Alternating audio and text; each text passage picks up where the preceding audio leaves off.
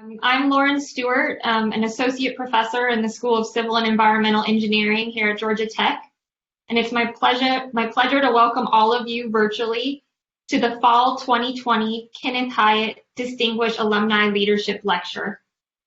The Hyatt Lecture was endowed by Kenneth Hyatt to bring distinguished leaders to speak to share wisdom and insights with the school's students and the wider Georgia Tech community.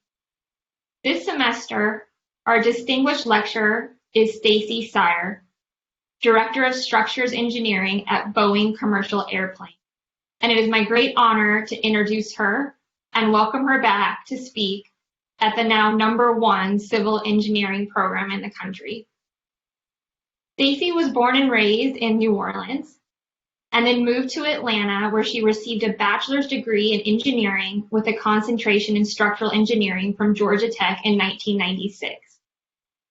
She later received a master's in mechanical engineering and a master's in business administration from University of Washington.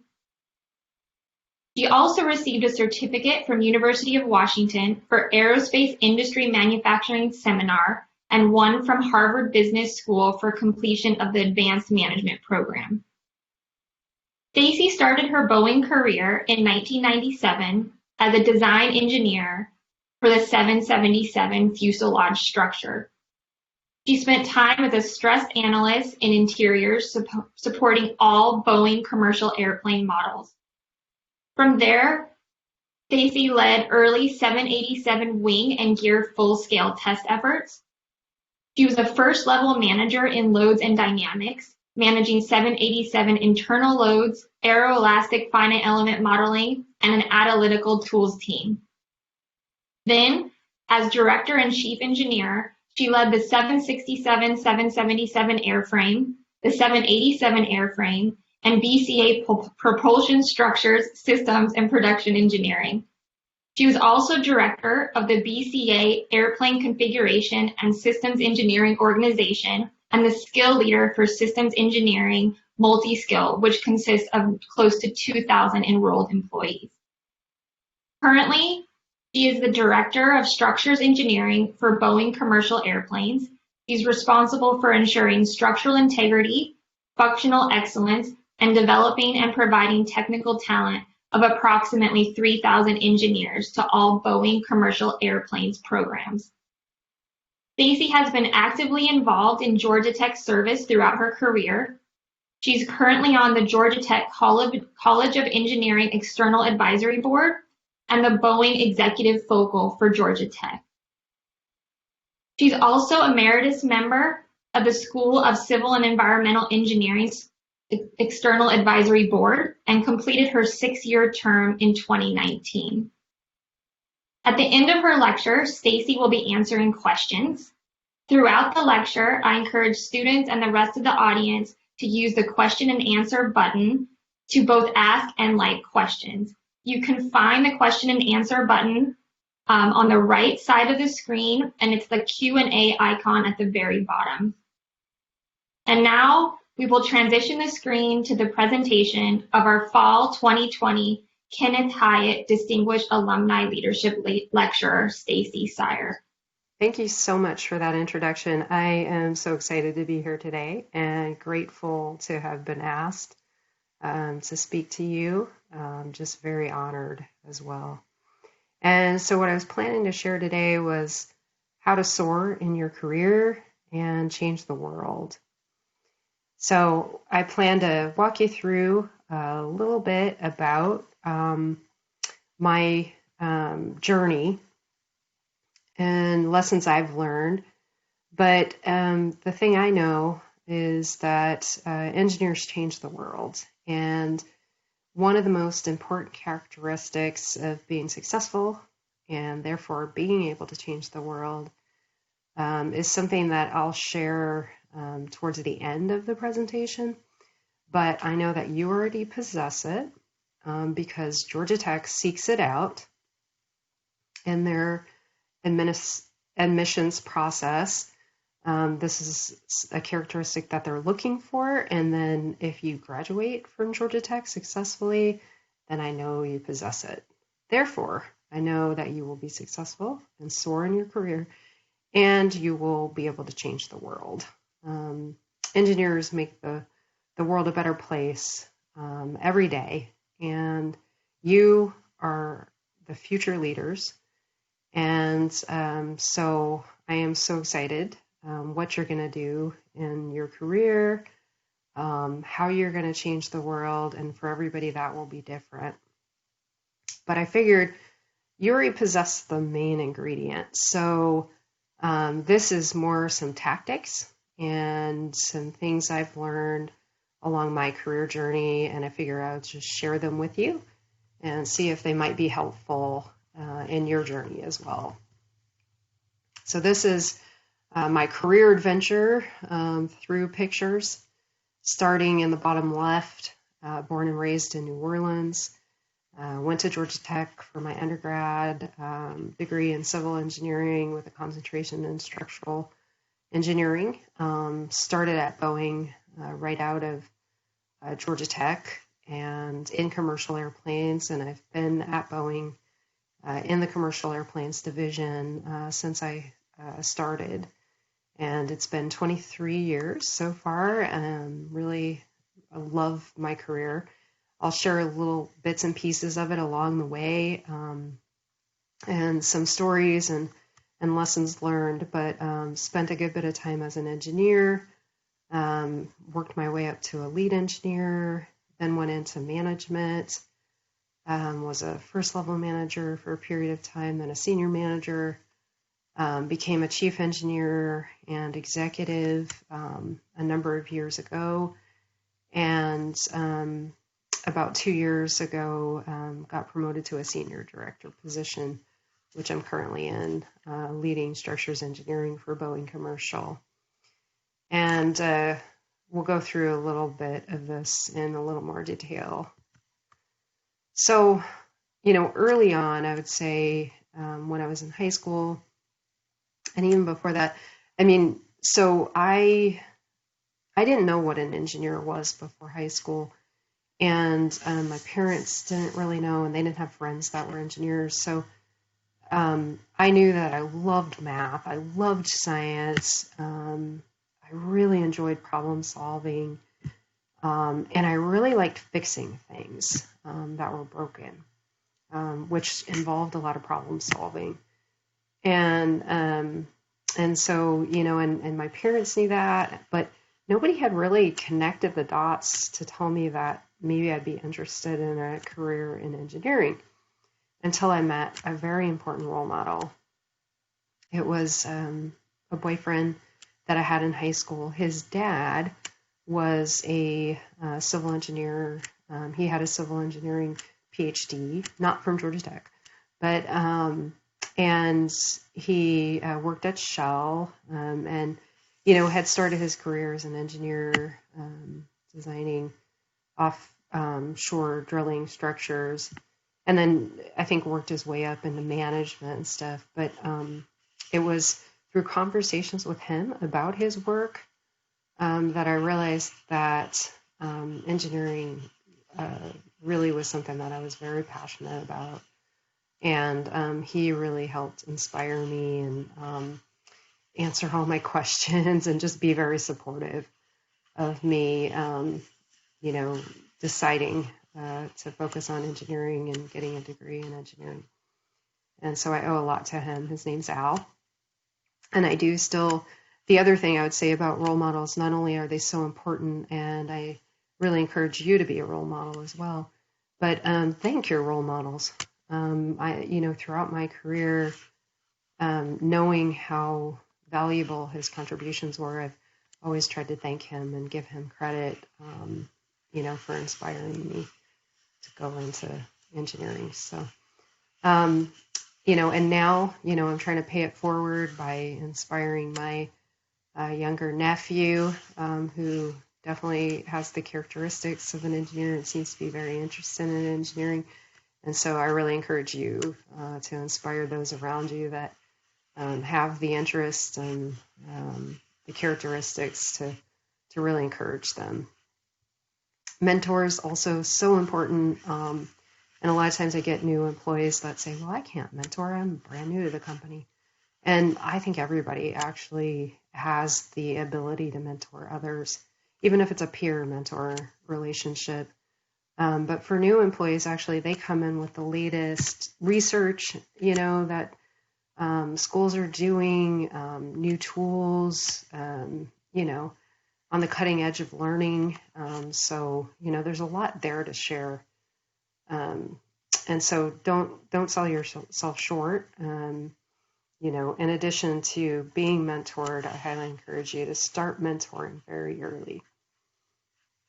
Your network is so important. And, in college and in high school, actually, I'll say that I don't know that I would have ended up going to Georgia Tech if it wasn't for one of my high school peers. He was also interested in engineering, and I was talking to him about what are the top engineering schools, and one of them was Georgia Tech. And it was because of him that I ended up, I ended up really, Georgia Tech was my top choice, before I knew that I had gotten into Georgia Tech. So those peer networks and connections can be extremely important and can shape, your future. So I just say, take advantage of those as much as possible and help others as well. And then professors. So in college, peers as well in college, right? Peers that I studied with, learned from, helped share my knowledge with, leaned on during hard times. Really important. And there's still many that I, have relationships with today from college. So, just know that that's such an important relationship. But then your professors too. And I wouldn't have the job at Boeing if it wasn't for one of my professors, Dr. Leon, who was my soil mechanics professor at the time. And we just happened to be walking to the student union after class one day, and he was talking to me about my plans. I was a senior at the time. And, what were my plans and, what offers had I had. And he asked me if I'd be interested in working for Boeing. And I said, yeah. I had heard Dr. Imkin in my structural analysis class, talk about how structures engineers could work on aircraft structure. And I just thought that was really cool. So I said, yeah. And he said, okay, well, somebody will contact you this evening. And I got a phone call. They wanted to interview the next day. I had to do it really early in the morning before class because I worked and went to school. So throughout my college career. And so had to do it in the morning and had the interview. It went really well. I didn't think I was going to get it because they had asked me if I had finite element analysis experience, and I did not. But they gave me an application to fill out. So I thought that was a pretty good sign. And asked me to drop it back off. And so after I finished class on my way to work, I dropped it off, and then they said, can you wait a minute? And they gave me an offer on the spot there. So not even 24 hours after the conversation with my professor, I had a job offer, and it ended up being my number one pick. So just know that those relationships and that network that you're building right now are super important. That will continue to be important throughout your career. Your peers in your career will change. There are going to be people that will end up, they might be employees of yours in the future. You might be working for them in the future. And so, just keep that in mind and build that network strong and do everything you can to keep it strong and protect it.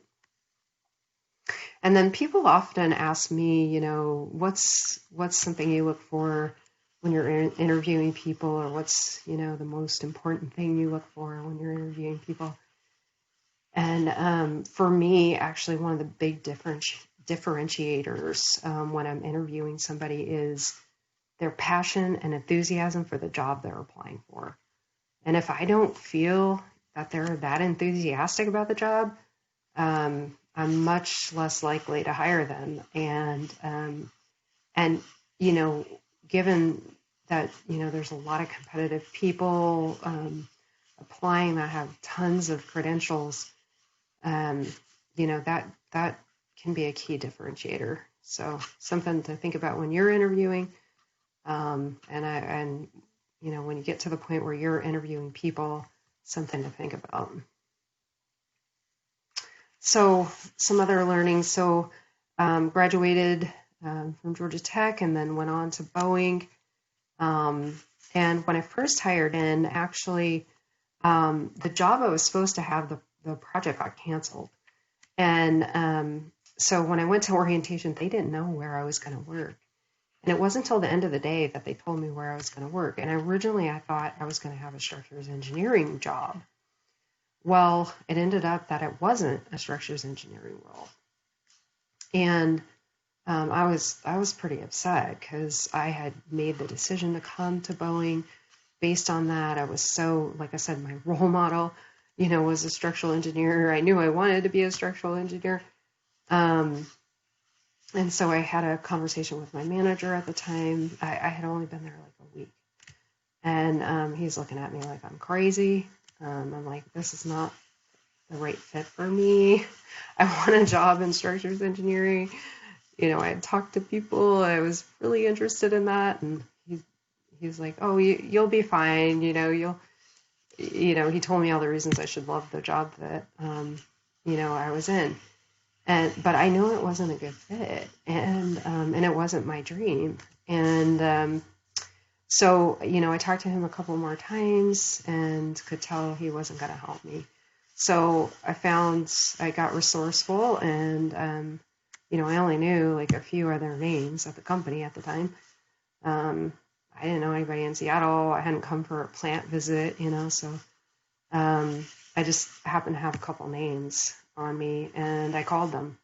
I told them the situation, and the great thing about Boeing is it's such a big company, and everybody's always so willing to help. And because, your network is pretty huge working at such a big company, they were able to get me a job in structures engineering. And so I only spent, I think, 3 weeks in the job that I was first in. And so, if you have a dream and, something is your passion, be willing to fight for your dream. I was worried, that, it could hurt my career that I was telling my manager all this, but you have to be courageous and determined and fight for your dream. Early in my career, I think I could have taken more opportunity to ask more questions. I'd asked some questions, but I was very careful about the ones I asked. There were a number of questions that I thought might sound stupid, felt like people might judge me for asking certain questions. And really, looking back, people ask me, what would you tell your younger self, now in hindsight? And I would say, worry less about what other people think. Don't be afraid to ask questions. Don't worry about people thinking that, you're stupid or, that you're not as smart as you want to appear. Take the opportunity to ask any questions that you have. And you will actually look smarter asking more questions. And there really are no stupid questions. So that's what I would tell my younger self. And then another question I get often from mentees and people that work for me is, how do I get ahead in my career? What are the things I need to do to succeed in my career? And the first thing I say is, do the best job you can do in the job you have now. A lot of times people ask, well, what other classes, what other books should I read?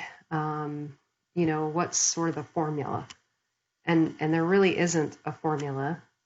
I did mention one characteristic. That's really important. And then some of these other things that I'm sharing, but it's really before you take on the extra work, you need to do the best you can do in the job that you're in. Then go take on additional assignments, go, take additional classes, but not at the cost of not doing the best in the job that you have.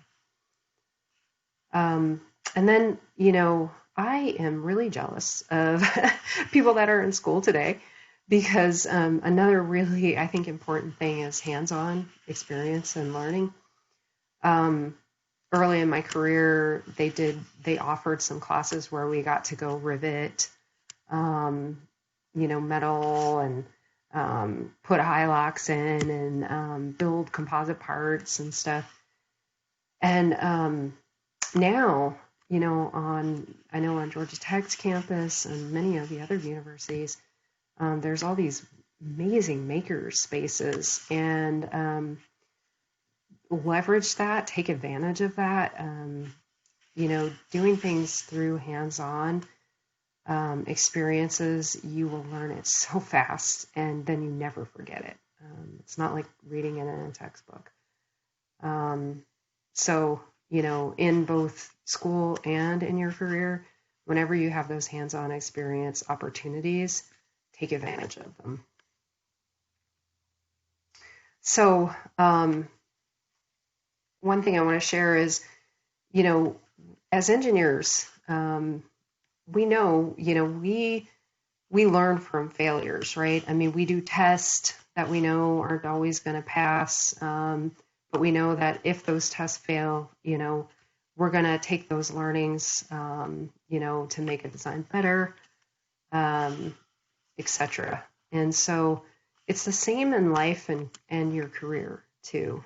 And so wanted to share when so after I had been an engineer for a while, I was in product development. We were working on a number of different airplanes. You kind of see this cool Sonic Cruiser one down here. And then we decided, hey, what the customers really are asking for is a fuel efficient, twin engine airplane. And at the time we called it Yellowstone. It became the 787. And so I was working early on the 787. And I ended up becoming a lead engineer. And I was responsible for the major tests. So all the flight test, we do a full-scale static test. So full airplane, we take it up to ultimate load. So we do several different conditions, but the final condition, we take it up to ultimate load on the wing, and it's usually the critical condition for the wing. And just that job was really exciting, but it was all about testing, and some tests we passed, some we failed, and then we learned from them, right? Redesigned, made improvements, etc. And it's the same in life. You really, if you don't kind of push yourself to your limits and sometimes fail, you'll never learn what you're capable of doing. So don't be afraid of failure. Some, perfectionists have trouble failing. And I would say that you grow and develop if you can learn from your failures. And when you do fail, don't beat yourself up. Get right back up and, try something else.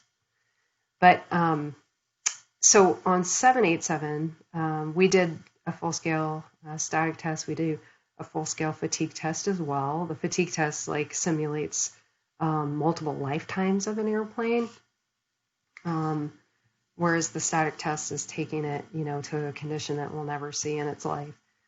But we didn't fail in the full-scale test on 787. We didn't fail the wing.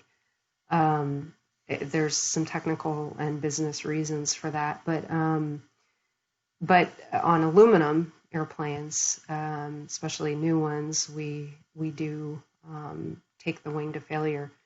And this is a video of the 777, and you can find it on the web if you search 777 static test or wing test.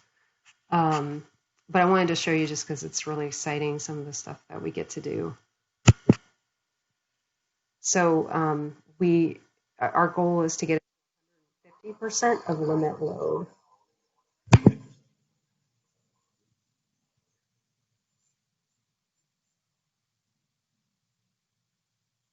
So they're at 120% right now.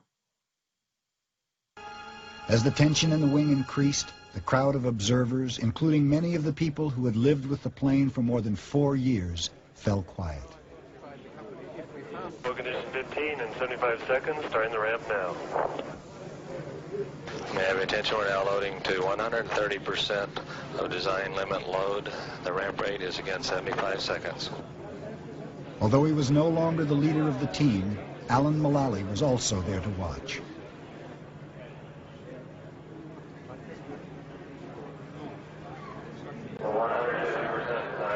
So you can see the wings. Now they've gotten to 150%, so that's why they're clapping. 151. 152.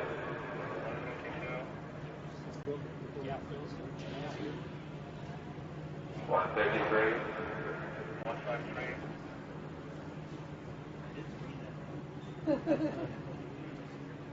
154. Whichever way you looked at it, the test was a success. 154.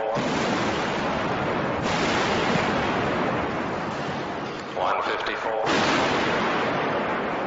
154. 154.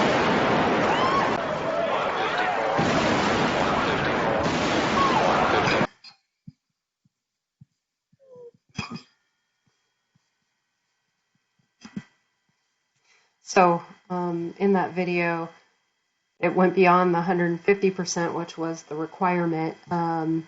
It went to 154%. And so they're, great successful test. I mean, predicted exactly where it was going to fail, how it was going to fail, symmetric failure, both sides, both wings. Awesome test. Some people would say, well, but it was supposed to fail at 150%, and it went to 154. And so you learn from that, right? And then you can take advantage of some of that. So because it failed higher, then, it was analytically predicted to fail, then we could take advantage of that for, future airplane models, some future improvement projects, etc. So anyway, just a lesson in how, you can learn from failure. I also encourage you, volunteer for assignments, especially the things that other people don't want to do. It's a great opportunity not only to help out your fellow coworkers and kind of build those relationships, but, a lot of times you learn a lot from them, especially in things you might not know that much about, help get you up the learning curve. And people that you help out in those assignments remember it and come back and actually, will give you more exciting growth opportunities in the future. And then create your dream job. So I talked about, when I became a lead engineer, and the position actually didn't exist. It was actually two different positions. And I had a list of attributes or things that I was looking for in a position, such as, wanted highly technical role, wanted to be a lead engineer, wanted to lead people, but also I wanted some aspect of the business side of things and opportunities to do some project management. And so when I shared kind of my desire, there happened to be a hiring manager who thought it was going to be two different positions. And then when he heard what I was looking for, he's like, well, actually, if I combine these two jobs, it's kind of what your dream job, what you're looking for. And so anyway, my point there is just to say, don't always think about the positions that exist today. Think more about how you would describe, your dream role or dream job or dream assignment, and share that with people. And often there's a match, and you and or people around you can create those opportunities for you. So don't be limited with what exists today, because the world is changing, and those opportunities will continue to change. People ask me, some people ask me, what was your hardest challenge? What was most rewarding? And actually it's the same thing. So, and I think for a lot of people, it ends up being the same thing. And for me, well, it was a 787 program. Now, I had a long journey on 787. I was an engineer on 787 when it first started. And the program was very challenging because we were introducing a ton of new technology on that airplane. I talked about, all the composite material that we were using. We had to create a lot of data in order to be able to analyze the airplane. We had to create methods. We built off of some that we had, but not to the extent, on any other airplane. Tried to learn as much as we could from, our defense side, but there's things that we can't share across. So we kind of had to learn a lot of it on our own on the commercial side. And then we had a very complex partner structure, partners from around the world that were going to design and analyze and build, huge sections of the airplane. And we had to teach them how to do it as we're learning. So very complicated. Then I was a lead engineer, and then I became a manager. And when I became a manager, I started working more on our later derivatives of the 787. But the original 787 model, which is called the 787-8, was still in work. We had not delivered and certified that airplane yet. And so I was off, had a really cool job as a manager. That job kept growing and expanding, and I was doing a lot of configuration leader roles, got to lead some aero teams and stability and control, and just getting to do some really interesting things beyond, what I had done before. But then I was feeling kind of ready for a senior management position, and I was just feeling like, wow, the 787-8 needs a lot of help. The morale in the company was low. We were very late on our commitments for that airplane, and just a lot of challenges. So I took on a really, really challenging role, leading a system stress team. So they're responsible for all the structural substantiation for the airplane systems. Not the big bulky structure of the airplane, but all the systems that run through it. And it was like 40 different system suppliers that we were working with, that had to supply us a lot of the data. That team was so behind on their releases and just really struggling. And the morale was really low. And when I took that job, which I was really excited about, because I wanted to help the 787-8 get certified and delivered, and I wanted to take on a really, really challenging job. And people were like, why are you taking that job? That's crazy. Well, it was hard. A lot of blood, sweat, and tears. But we did get through it successfully. We did certify and deliver the airplane, and one of actually the pinnacles in my career was a flight test of the 787. Not too long before we were certified and delivered the airplane, and got to go on that flight test, and it was great because it had a lot of people on the flight that had worked really hard over the years on the 787. And on the landing, I got asked to go on the flight deck, and you can see these are my personal pictures from that landing and being in the flight deck, and it was just amazing. I then, like, my whole 787 life is going, flashing in front of me as we're on the landing, and I'm thinking about how at one point this airplane was just an idea, and very crude, analysis we were doing, and some of the methods, that I had created in order to analyze the airplane early on, and it was just amazing that I was in this physical machine that had come from an idea and some crude engineering that evolved into something just so amazing. So hardest challenges, sometimes most rewarding. And then I just really encourage lifelong learning. I went on to get many other degrees.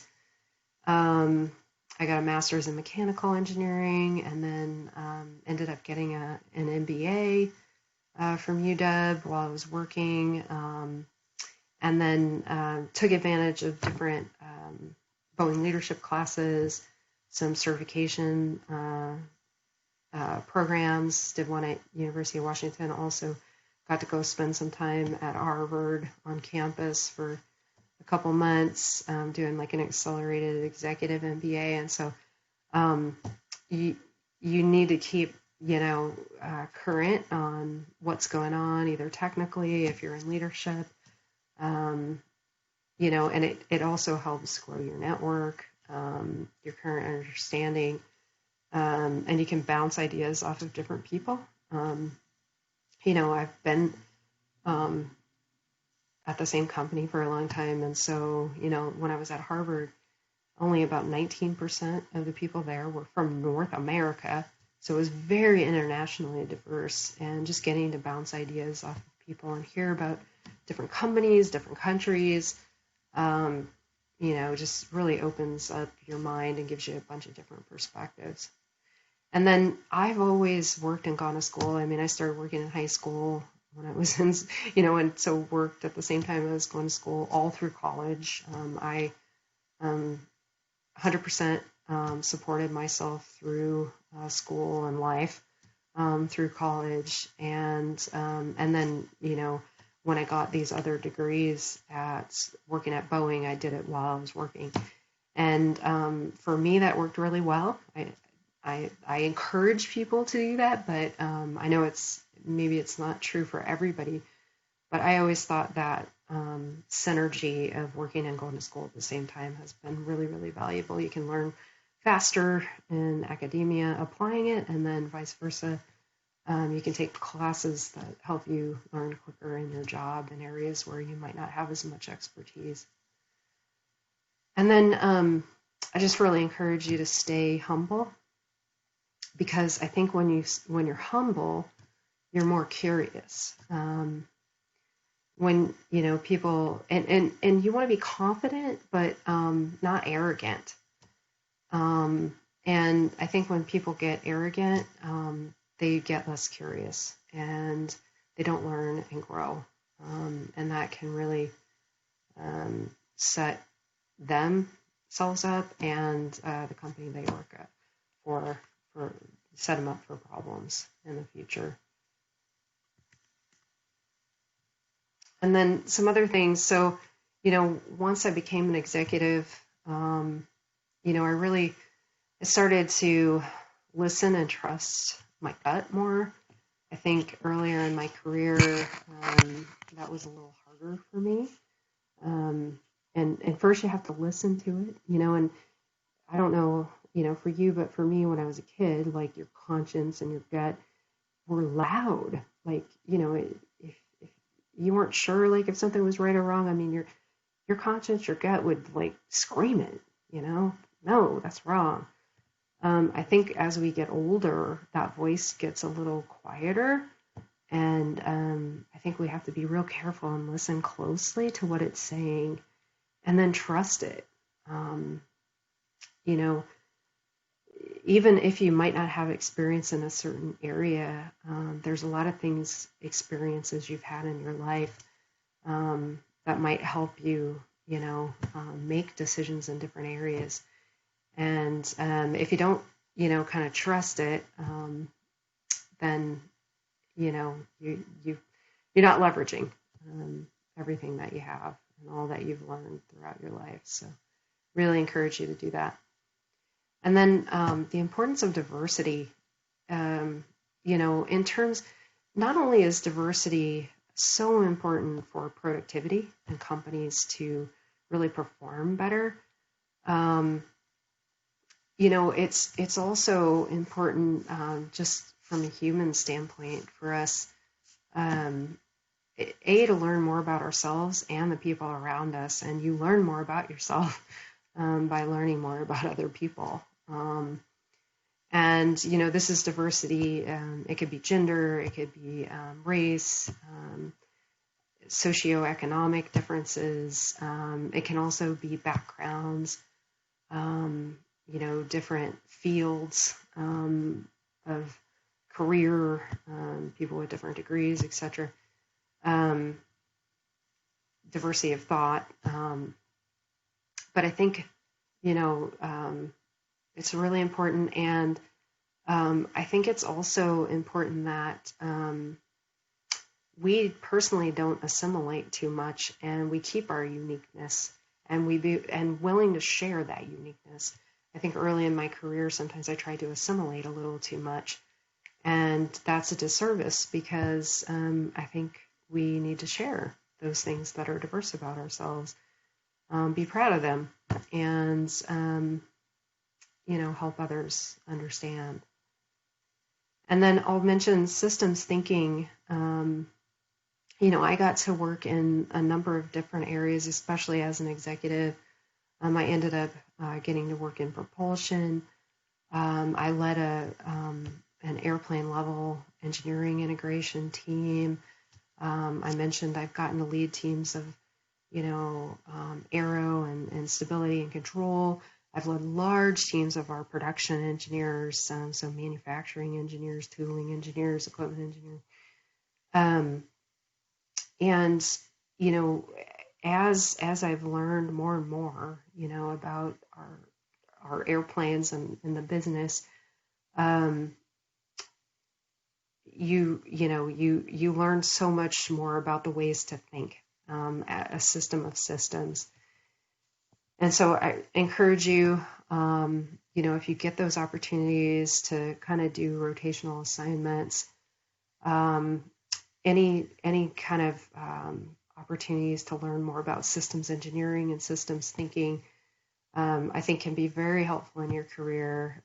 As an engineer, as a manager or leader, it's about understanding really the root cause.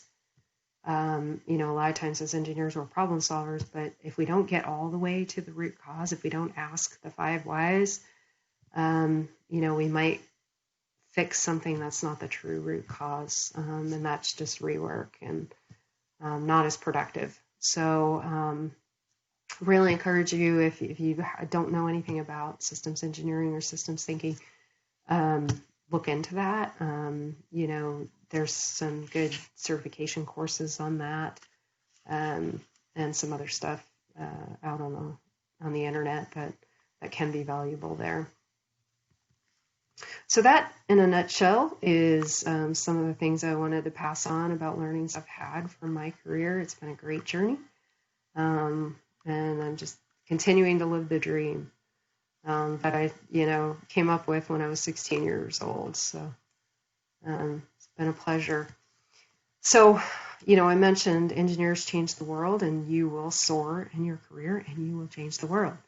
So how do I know this? And I mentioned there's a characteristic that you possess that has been proven to, help people be successful, and it will definitely be a key element for you to change the world.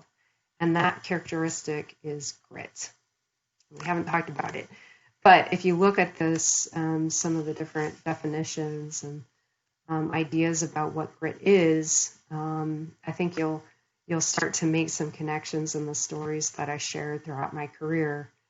Definitely perseverance, passion. We talked a lot about passion throughout my talk, commitment and hard work. I talked about blood, sweat, and tears, and making your dream a reality. Courage. We talked a little bit about that, right? Early in my career when I said I wasn't in the right job. So this is something that all of you possess. I know that you do, because Georgia Tech actually doesn't admit people that don't have this characteristic. And if you graduate from Georgia Tech, you have to have grit. So that's how I know that you all will change the world. And I'm really excited to see how you do that. So I think now we can take some questions, and I can't wait to hear what you have for me. Great. Thank you, Stacie, so much for that awesome presentation, and thank you for giving us your time today. So we're now going to transition to the Q&A part of the lecture. So please drop any questions that you have for Stacie in the Q&A box. Looks like we have one already. You mentioned having mentors throughout your journey. How did you identify those mentors? Can you hear me okay? Yes. Great. So good question. In order to identify mentors, I think it's really important, maybe going to see different speakers at your company, learning from others, that have mentored with people who might be a good fit for you. And then what I always tell people, I help connect some people with mentors, right? So I get to know them a little bit. And then I, as a leader, help connect some people with mentors that I think would be good for them.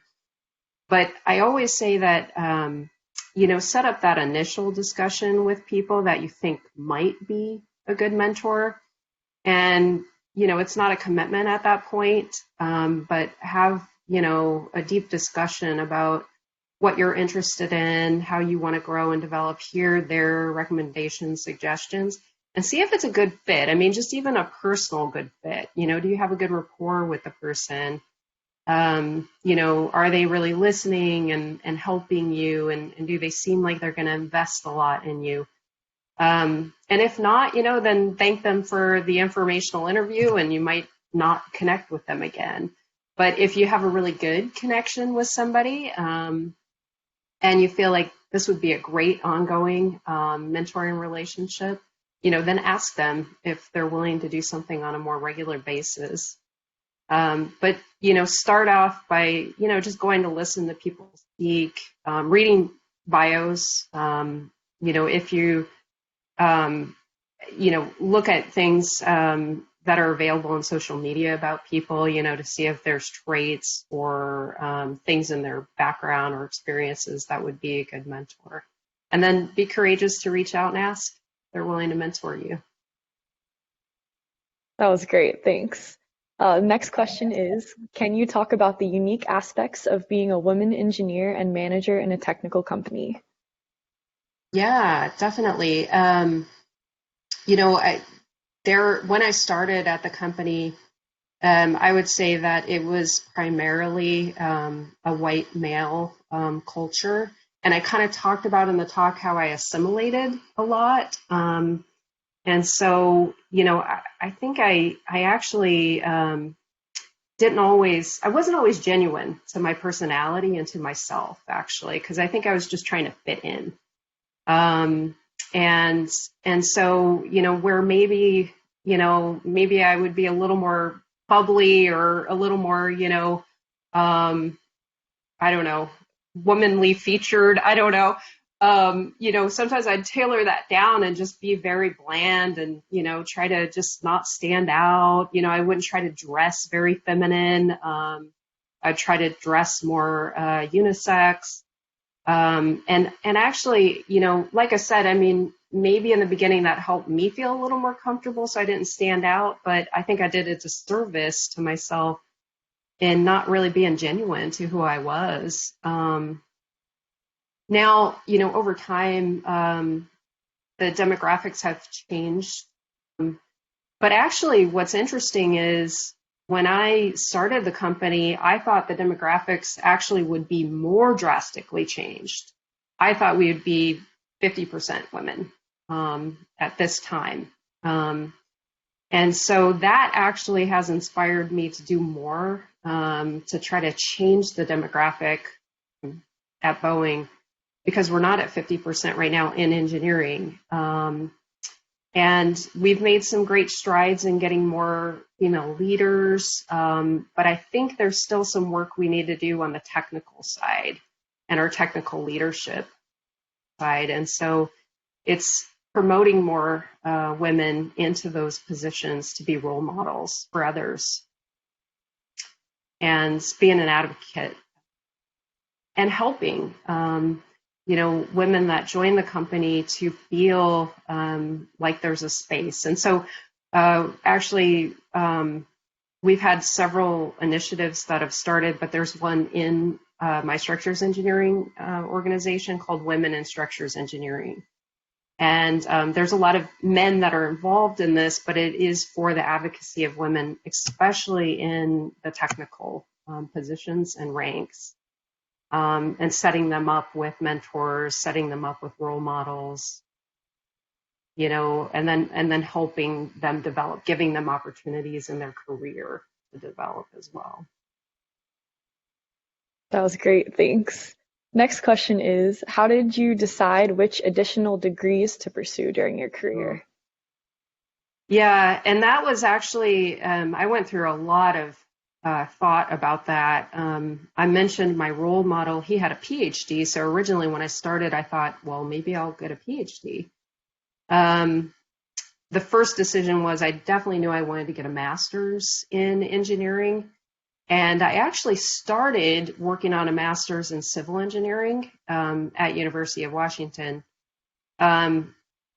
Because of multiple reasons. One was that program wasn't set up to be as convenient as some of the other programs. I actually did have to go to campus for all the classes, and just commuting and everything, I was adding like an extra 3-4 hours on my day that wasn't productive. I was mostly in a car, so decided that probably was not going to last, working and going to school. So then I had to decide, okay, if I'm not going to get a master's in civil engineering, what am I going to focus on? And at Boeing at the time, the mechanical engineering and the aerospace degrees were more, a little more convenient. They had a little more of the, at the time, we didn't have it on the internet, but we had live broadcasting and we had videos and courier service and stuff that made it a lot more convenient. And then talking to people about, what degree would be most beneficial for the job that I was in and kind of where I saw my career going. And for me, and the reputation of those degrees. So the mechanical engineering degree was the one that I chose. It had a lot of structural mechanical classes. I thought that would be most beneficial to my career. Talked to professors, talked to people at Boeing that had done the degrees or had a lot of information about that, and really tailored my degree towards like the specific classes I needed. I needed classes in metal fatigue. I needed classes in fracture mechanics. I needed classes in finite element analysis to be successful in my job, and that's what those degrees offered. But then I had to decide, do I want to get a PhD or an MBA? And that was even a harder decision because I was really inspired by my role models. And I did end up deciding to get an MBA, and that was a tough decision. But it came from many, many discussions with people at the company and what they were doing in their career, what degrees they got, and then, where did I feel I connected closest with those folks? Thanks. Next question is, as a lead engineer in 787, what was your proudest achievement? As a lead, so I would definitely say as a lead, when we completed the full-scale static test, and we did have some learnings actually during that full-scale static test, so we did have to do some rework. But it was a really proud moment because that's why we do those types of tests. If we hadn't found it on the static test, that could be really bad to find it in the fleet and have to fix it once we had delivered the airplane. And so what was a proud moment was that we had set up the test, and the work that I had done actually enabled us to have a learning that we could fix, prior to going into service. But whenever we, get to do a full-scale test, because there were a lot of successes during that, it's just a really exciting time. And then our fatigue test as well. So just having been so involved in those details and helping, define the conditions we were going to pull for that and so forth, pretty proud moments for me. That's awesome. Thanks. How much, if any, did extracurriculars at school impact your career choices? Yeah, so, I mentioned I worked full time actually throughout school. So I probably did not have as many extracurriculars as maybe some people do. I had to balance that with working full time. That was my extracurricular.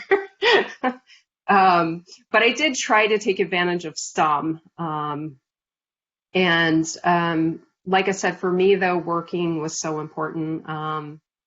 I tried to get an engineer. I didn't have an engineering job right when I started as a freshman at Georgia Tech. That was a non-engineering job when I started, but quickly tried to get an engineering related job. And so I think the summer after freshman year is when I started working more in engineering.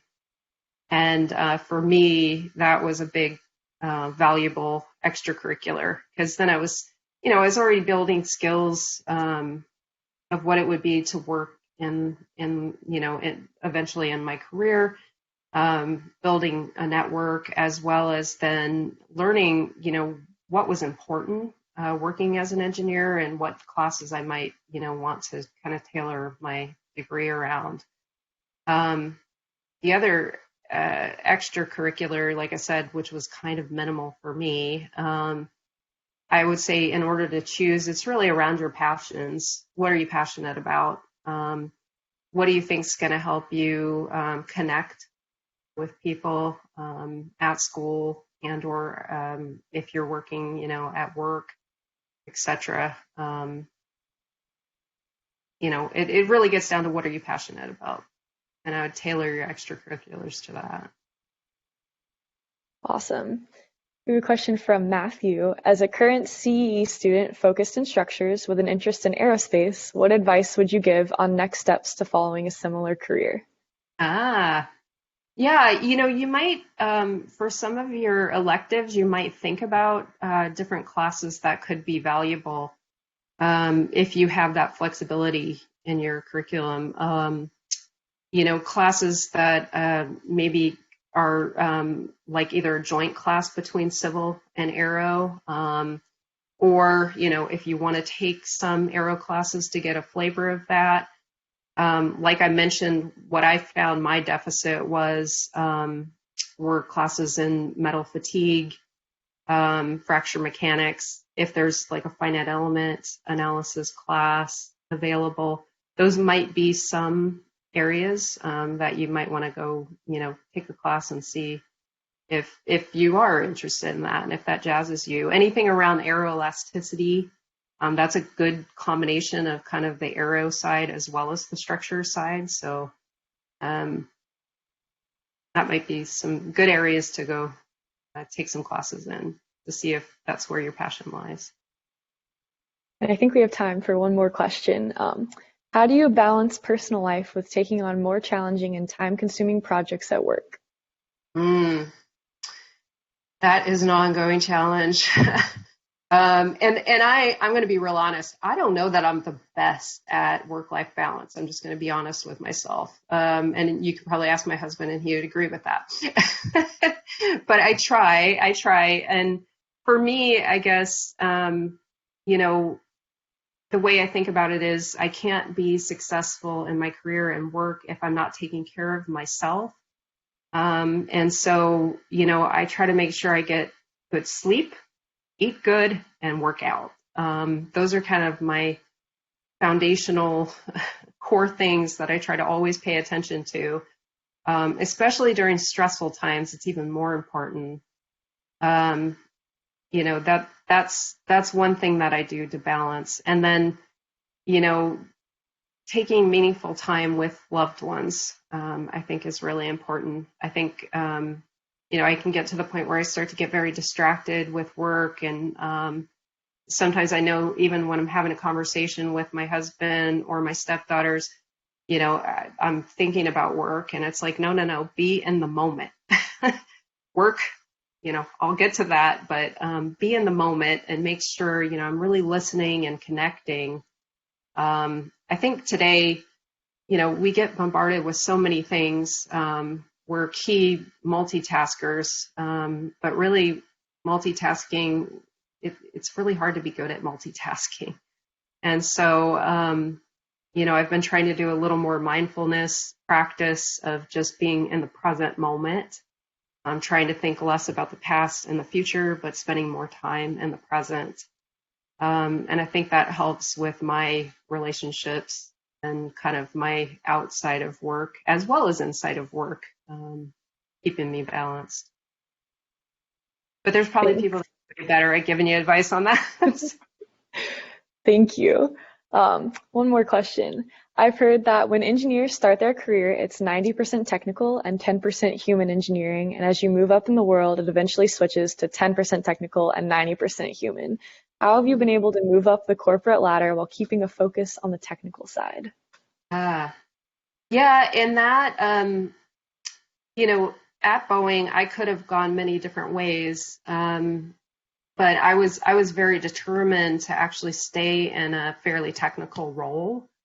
I wanted that balance of, people leadership, the technical side of things, as well as the business side of things. I actually like all three of those.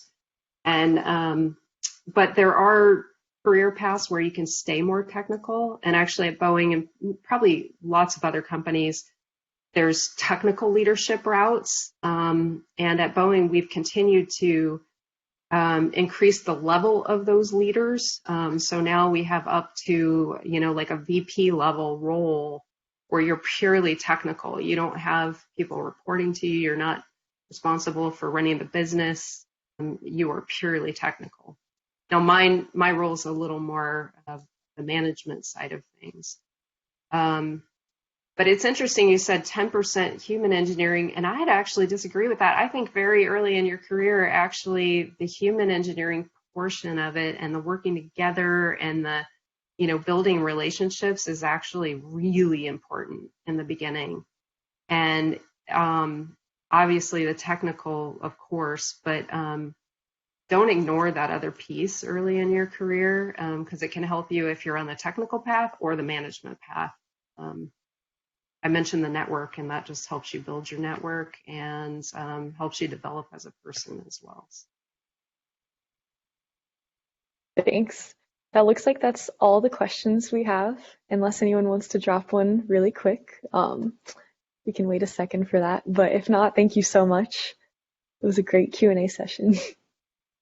Thank you, Sarah, for helping lead that. That was awesome. Absolutely. Okay, so am I on? Yeah, so I'd like to just join with Sarah to say a big thank you to you, Stacie, for the wonderful lecture you brought to us today. I took a lot away from your lecture. First is that relationships matter. Thank you for reminding us that we should build them. We should continue to nurture them and protect them. And it's really interesting to see how a lot of what you've gone on to become, which is true for a lot of us, is tied to people. Number two, you reminded our students that we are future leaders. And from your life, we learned you also took steps to actually do formal leadership development. I want to take this opportunity to remind our students we have a leadership program in civil and environmental engineering, a global engineering leadership minor. You can take 1 class, 2 classes, 3, or you can enroll in the minor and get the leadership minor. That helps as you move outward and start to do great things. Then the third thing, stay humble. I think that's a good reminder for all of us. You said when you are humble, you are more curious, and that makes us grow. When we're arrogant, we lose the curiosity, and so we should stay humble. Thank you very much for your wonderful lecture.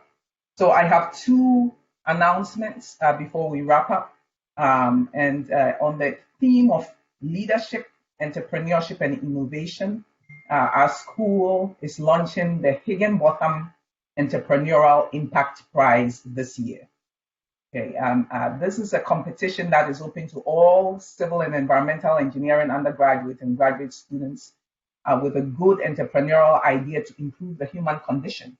So it could be improving students' experiences at Georgia Tech. It could be improving community experiences within surrounding communities in Atlanta metro area or in Georgia, the state of Georgia at large, or beyond the country internationally, as you do internships and research in different places and at home. This is a competition that individuals can enter, or you can enter as a group. And the winning team will receive a $5,000 prize that can be used for anything you like, including promoting the idea that you won the competition with. So proposals with your ideas should be submitted by December 15th using the online submission form. You can find that at ce.gatech.edu HEI for Higginbotham Entrepreneurial Impact. And the top 3 finalists will pitch their idea to a panel of judges in January, and we will announce the first winner of the competition at our Spring 2021 Hyatt lecture in February. We are so grateful to Bill and Elizabeth Higginbotham for making this prize possible. It will continue to augment the growing leadership, entrepreneurship, and innovation ecosystem in the school. And our next Hyatt talk will be given by Dr. Reggie DeRoche, Provost of Rice University and former chair of CE at GT. Be on the lookout for the announcement, Spring 2021. We look forward to seeing you. Thank you for attending this talk and have a great day.